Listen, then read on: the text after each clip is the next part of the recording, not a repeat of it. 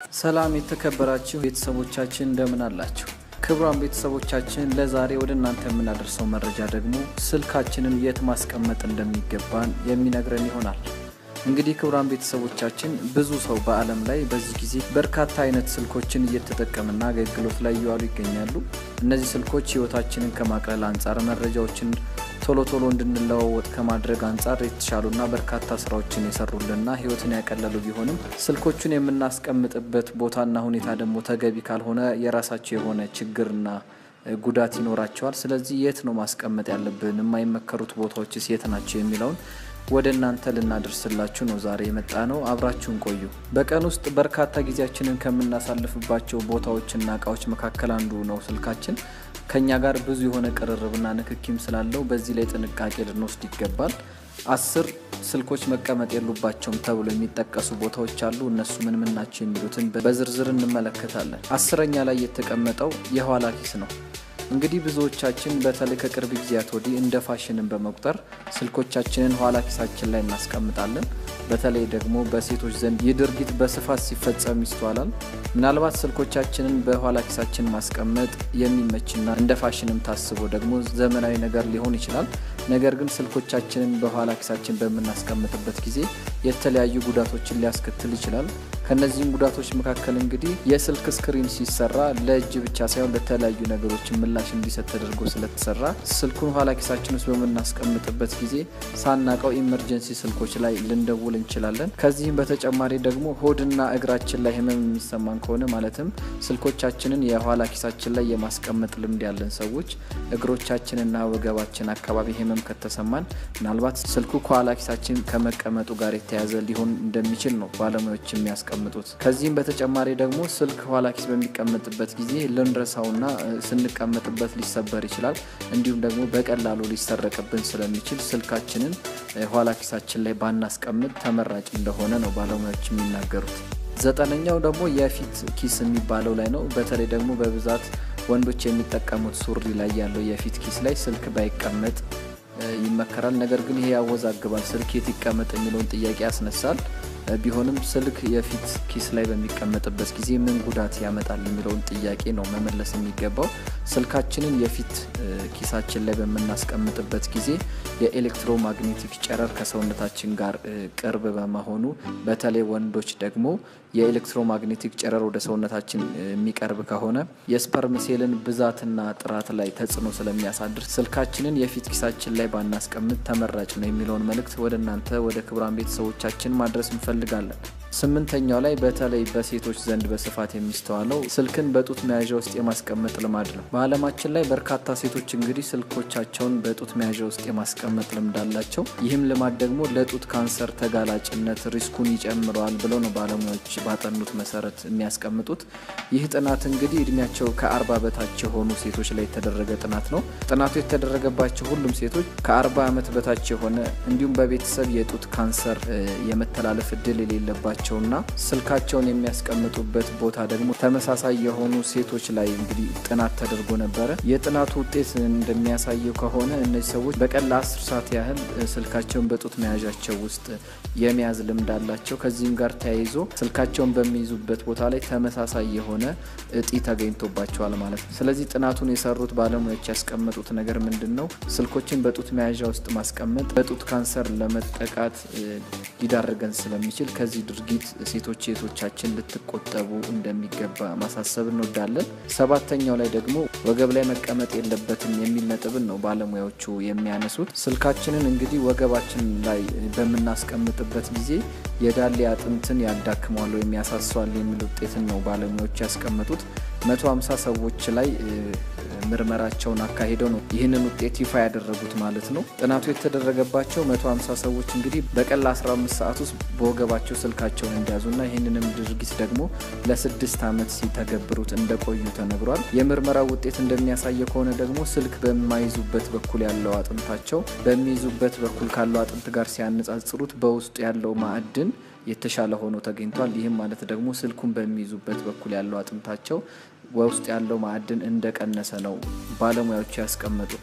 ስለዚህ ክቡራን ቤተሰቦቻችን ስልካችንን ማስቀመጥ ከሌለብን ቦታዎች መካከል አንዱ የሆነው ወገባችን መሆኑን ተረድታችሁ ስልካችሁን በወገባችሁ የመያዝ ልማድ ያላችሁ ሰዎች ከዚህ ድርጊታችሁ እንድትቆጠቡና ጤናችሁን እንድትጠብቁ መልእክታችንን እናስተላልፋለን። ስድስተኛው ደግሞ በቆዳ ላይ ስልካችንን ማስቀመጥ የለብንም የሚል ሀሳብ ይነሳል። በቆዳ ላይ ስልክ ማስቀመጥ የለብንም ሲባል ስልኩን ከቆዳችን ልናርቀው እንደሚገባ ነው እዚህ ጋር ማስተዋል የሚገባን። ይህም ሲባል ስልኩ ላይ ያሉት ባክቴሪያዎችና የተለያዩ ለሰውነታችን የሚጎዱ ነገሮች ወደ ቆዳችን በምናስጠጋበት ጊዜ ቆዳችን ላይ ይገቡና እኛ ላይ ጉዳት ሊያደርሱብን ስለሚችሉ ስልካችንን ከቆዳችን ልናርቀው እንደሚገባ ነው ባለሙያዎቹ የሚያስቀምጡት። ከዚህም በተጨማሪ ደግሞ ስልክ ራሱ የሚያወጣው ጨረር ወይም ኤሌክትሮማግኔቲክ ጨረር ስላለ ያ ጨረር ወደ ቆዳችን ከተጠጋና ቆዳችንን ካጠቃን ደግሞ ጉዳት ሊደርስብን ስለሚችል ስልካችንን ከቆዳችን ልናርቀው ይገባል የሚል መልእክትን ነው ባለሙያዎቹ ያስቀመጡት። የተለያዩ ስልኮች ስልኩን በምንጠቀምበት ጊዜ በምን ያህል ርቀት መጠቀም እንዳለብን በጽሁፍ ደረጃ ያስቀምጣሉ። ስለዚህ እነሱን በማንበብ ስልኮቹን በምን ያህል ርቀት ነው መጠቀም ያለብን የሚለውን በመገንዘብ በጥንቃቄ ስልካችንን ልንጠቀም ይገባል የሚል መልእክት ልናስተላልፍላችሁ እንወዳለን። አምስተኛው በብዛት ብዙ ሰው እንደ ልማድ የሚያከናውነው ድርጊት ነው። ይህም ቻርጀር ላይ ሆኖ ስልክን መጠቀም ነው። ቻርጅ ላይ ያለ ስልካችንን መጠቀም ለኛም ሆነ ለስልኩ የተለያዩ ጉዳቶችን ሊያመጣ ስለሚችል ስልካችን ቻርጅ ላይ ያለ ባንጠቀምበት ይመከራል። ስልክን ቻርጅ ላይ አድርጎ መጠቀም እንግዲህ እኛ ላይ ከሚያደርሰው ጉዳት በዘለለ ደግሞ የስልኩንም የባትሪ አቅም ሊጨርስብን ስለሚችል ስልኩን ቻርጅ ላይ ያለ መጠቀም ተገቢ እንዳልሆነ ተገንዝበን ከዚህ ድርጊታችን ልንቆጠብ ይገባል እንላለን። አራተኛው ቦታ እንግዲህ ቀዝቃዛ ቦታ ነው። ስልኮቻችንን ቀዝቃዛ ቦታዎች ላይ ባናስቀምጣቸው ይመከራል። ቀዝቃዛ ቦታ ላይ ስልኮች በሚቀመጡበት ጊዜ የስልኮቹ ውስጠኛው ክፍል ሊጎዳ ስለሚችል ስልኮቻችንን ቀዝቃዛ ቦታዎች ላይ ባናስቀምጣቸው ይመከራል። ቀዝቃዛ ቦታ ላይ ስልኮቻችንን በብዛት የምናስቀምጣቸው ከሆነ ተቾቹ አልሰራም ሊሉ ይችላሉ። እንዲሁም ደግሞ የባትሪ አቅም ወርዶ ባትሪዎች ቶሎ ሊያልቁ ስለሚችሉ ስልኮቻችንን የሙቀት መጠኑ በጣም የወረደ አካባቢ ላይ ማስቀመጥ እንደሌለብን ነው የሚነገረው። ከዚህ ቀጥሎ ሶስተኛ ላይ ያስቀመጡት ደግሞ በተቃራኒ የሞቀ ቦታ ላይም ስልኮች መቀመጥ የለባቸውም የሚል ነገርን ያስቀምጣሉ። ይህም ሲባል ቀዝቃዛም ላይ ካልተቀመጠ ሙቀትም ቦታ ላይ ካልተቀመጠ ስልኮቻችንን መጠነኛ ወይም ደግሞ ሩም ቴምፕሬቸር የምንለው አይነት ሙቀት ያለበት አካባቢ ላይ ልናስቀምጣቸው እንደሚገባ ነው ባለሙያዎቹ የሚያስቀምጡት። ሞቃታ ቦታ ላይ ሲባል ስልክ እንግዲህ ሲሰራ ኤሌክትሪክ በሚፈጥርና በሚያስተላልፍ ነገር የተሞላ ስለሆነ ሙቀት በሚበዛበት ቦታ በምናስቀምጥበት ጊዜ የውስጥ አካሉ ይጎዳል። ባትሪውም ደግሞ ሊፈነዳ ስለሚችልና እኛንም ሊጎዳን ስለሚችል በጣም ሙቀት የበዛበት ቦታ ላይ ስልካችንን ባናስቀምጠው ተመራጭ ነው። ይህም ሲባል እንግዲህ መኪና ውስጥ ስልኮቻችንን ትተን አለመውረድ፣ ምክንያቱም የተዘጋ መኪና ውስጥ በጣም ሙቀት ሊኖር ስለሚችል ከዛ ቦታ ማራቅ ይገባናል። እንዲሁም ደግሞ ሙቀት የሚቋቋሙ ከቨሮችንም መጠቀም እንደ አማራጭ የሚታይ መፍትሄ ነው። ሌላው ደግሞ የስልኮች ከቨርን ማውለቅ ነው። አንዳንድ የስልክ ከቨሮች በራሳቸው ሙቀት የሚፈጥሩ ስለሆነ እነዛን ከቨሮች በማውለቅ ስልኩን ከሙቀት ልንጠብቀው ይገባል ማለት ነው። ሌላው ደግሞ ስልኮቻችንን በምንጠቀምበት ጊዜ ከጀርባ የተከፈቱ ማንጠቀምባቸውን አፕሊኬሽኖች እየዘጋን ከፊት የምንጠቀምበትን ብቻ በመጠቀም የስልኩን ሙቀት ለመቀነስ ጥረት ልናደርግ እንደሚገባ ባለሙያዎች ይናገራሉ። ሁለተኛው ላይ ደግሞ የህፃናት ጋሪ ላይ ስልኮቻችንን ባናስቀምጥ ይመከራል።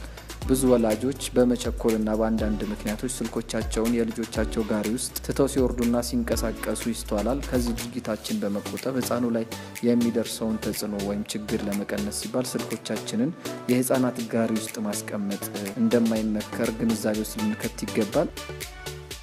አንደኛውና የመጨረሻው ደግሞ ከትራስ ስር ስልኮቻችን መቀመጥ የለባቸውም። ይህም ሲባል እንቅልፍ ላይ የተለያዩ ችግሮች ያመጣል። ለሰው ልጅ አስፈላጊ ከሆኑ ነገሮች ውስጥ አንዱ እንቅልፍ ስለመሆኑ ከዚህ በፊት በሰራናቸው ቪዲዮዎች ላይ ነግረናችሁ ነበር ክቡራን ቤተሰቦቻችን። አሁንም እንቅልፍ ላይ ችግር ስለሚያመጣብን ስልኮቻችንን ከትራሳችን ስር ባናስቀምጥ ተገቢ ነው። ምክንያቱም ስልኮቻችን ሜሴጅ ሲገባ፣ ኖቲፊኬሽኖች ሲገቡ የመብራት ሲስተም እንዲበሩ ተደርገው ስለሚሰሩ ያ ነገር ደግሞ ብርሃን በሚበራበት ሰዓት ከእንቅልፋችን ሊያስታጉለን ስለሚችል ስልኮቻችንን ትራሳችን ውስጥ ባናስቀምጥ ይመከራል። ሌላው ደግሞ ሊፈነዳና እሳት ሊፈጥር ስለሚችል ከዚህ አደጋ ራሳችንን ለመጠበቅ ስልካችንን ትራስ ውስጥ ባናስቀምጥ ይመከራል። ቻርጅ ላይ ያለ እንግዲህ ስልክን መጠቀም እንደሌለብን ቅድም አውርተን ነበረ። ቻርጅ ሰክተን ደግሞ ስልካችንን ትራሳችን ውስጥ የምናደርግ ከሆነ የሚፈጠረው ሙቀት ከትራሱ ስለማይወጣ ትራሱ ወደ እሳት ወደ መፍጠር ደረጃ ይሄድና በእኛም ላይ በህይወታችንም ላይ አደጋ ሊፈጥር ስለሚችል ስልኮቻችንን ትራሳችን ውስጥ ባናስቀምጥ መልካም እንደሆነ ልንነግራችሁ ነው የምንወደው ክቡራን ቤተሰቦቻችን። እንግዲህ ለዛሬ ስልኮቻችንን የት እናስቀምጥ በሚል ስልኮች መቀመጥ የሌለባቸው 10 ቦታዎችን ለእናንተ ለክቡራን ቤተሰቦቻችን አድርሰናል። በሚቀጥለው ፕሮግራም ሌላ እናንተን ይጠቅማል ያስተምራል ያለውን ነጥብ ይዘንላችሁ እንመጣለን። እስከዛው ቸር ቆዩልን ክቡራን ቤተሰቦቻችን። ቻናላችንን ሰብስክራይብ አድርጉ። ሀሳብ አስተያየቶቻችሁንም ጻፉልን። ለሌሎችን በማጋራት ቤተሰባዊነታችንን እናስፋ እንላለን። ሰላም።